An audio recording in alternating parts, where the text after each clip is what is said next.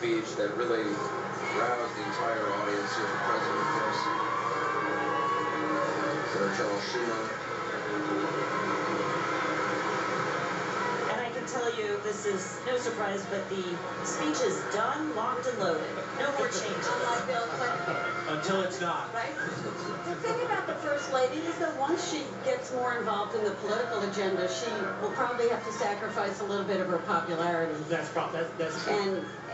And I think that's one reason she didn't do that this time around. She was so important to him in this re-election. And from an image standpoint, also, one of the things that we pick up on in focus groups is that image of them two together, that loving family.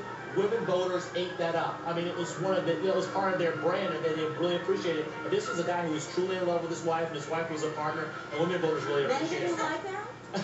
But we didn't hear them talk about it. Is that why he kissed her at that basketball game? I'm sure that was fine. That was poll tested and focus group approved. I'm sure of it. Remember in 2008 she was a little bit controversial during that campaign, and that's why she receded a little bit. But the second term is where it's safe for her to step up. Remember, Laura Bush also stepped up in the second term for the women of Afghanistan, in Burma, taking a stand about democracy in Burma. As we watch the vice president come out, we didn't mention who was with him. I wonder if we'll get to mention him more. Senator Lamar Alexander of Tennessee, a former governor, a Republican, ran for president himself once. One of the members of the Senate who was incredibly frustrated by the inaction, the inability to get things done. Mark Warner is a Democrat, a former governor. There are a number of senators in both parties, especially the former governors, who were chief executives who like to get things done, who have been talking privately among themselves about how can we get more things done? How can we find consensus? How can we drop the word comprehensive maybe and make some incremental progress on things? And that to me is a fascinating, and Joe Biden's a big part of those conversations to see if they can find,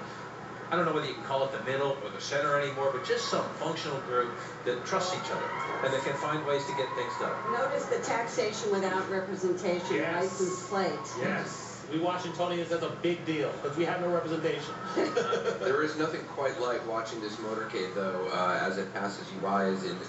For all those on the stand, it is an awesome sight. Just the number of vehicles, the size of the vehicle they call the Beast there, carrying both the vice president and another one carrying the president.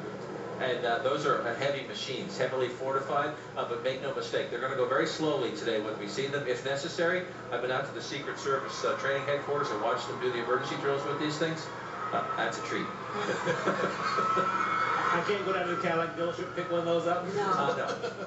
There are already people lining up, of course, the parade route, trying to get a good spot, as they have been all morning long. And here on the National Mall, it is getting very, very crowded indeed as more and more people are arriving. People are realizing the president and the vice president are on their